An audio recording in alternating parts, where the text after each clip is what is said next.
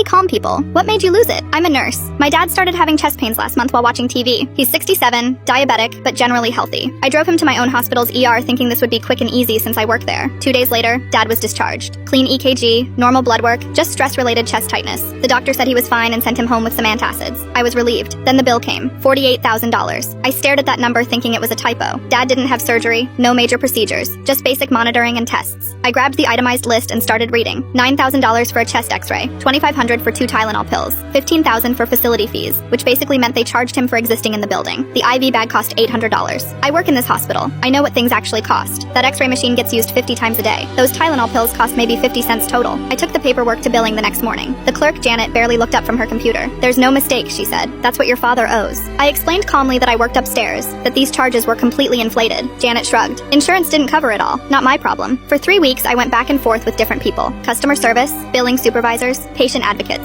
Everyone gave me the same runaround. The system generated these charges. We don't set the prices. Your father should have read his insurance policy better. My dad was losing sleep over this bill. He kept saying he'd figure out a way to pay it, maybe sell his truck or take out a loan. This man raised 4 kids, worked construction for 40 years, and now some computer system was trying to bankrupt him for having chest pain. Then I met with Dennis, the billing manager. This guy wore a $1,500 suit and had the personality of a wet napkin. He looked at my paperwork for about 2 seconds before pushing it back across his desk. Look, if your father can't afford proper insurance, maybe he should have thought about that before getting sick. We're not a charity. Something inside me just snapped. I stood up so fast my chair hit the wall. Are you kidding me right now? My voice was getting loud, but I didn't care. This is my father, and this is theft. Dennis tried to interrupt me, but I was just getting started. I pulled out my phone and showed him screenshots I'd taken of Medicare reimbursement rates for every single item on Dad's bill. You charged $9,000 for a chest x-ray? Medicare pays $120 for the same thing. You charged $2,500 for Tylenol? I can buy a whole bottle for $8 at CVS. I was practically shouting now. Other staff started peeking into his office. Dennis's face was turning red. Ma'am, you need to calm down. Calm down? You want me to calm down while you rob my family? I spread the papers across his desk. I made a spreadsheet comparing your charges to every other hospital in the state. You're charging 3 to 10 times more than anyone else. Dennis stood up, probably trying to intimidate me. Big mistake. I've dealt with drunk patients twice his size. If this bill isn't fixed by tomorrow morning, I'm taking this to the state medical board, the attorney general, and every news station in town. I work here, so I know exactly who to call. I was shaking with anger. And Dennis, I'm posting this on every social media platform I can find. Let's see how you explain charging a diabetic construction worker $50,000 for 2 days of basic monitoring. The next morning, Janet called me before I even got to work. Your father's bill has been adjusted, she said quietly. The new total is $4,300. Just like that, $48,000 became $4,300 with one phone call. I never lost it like that before in my life.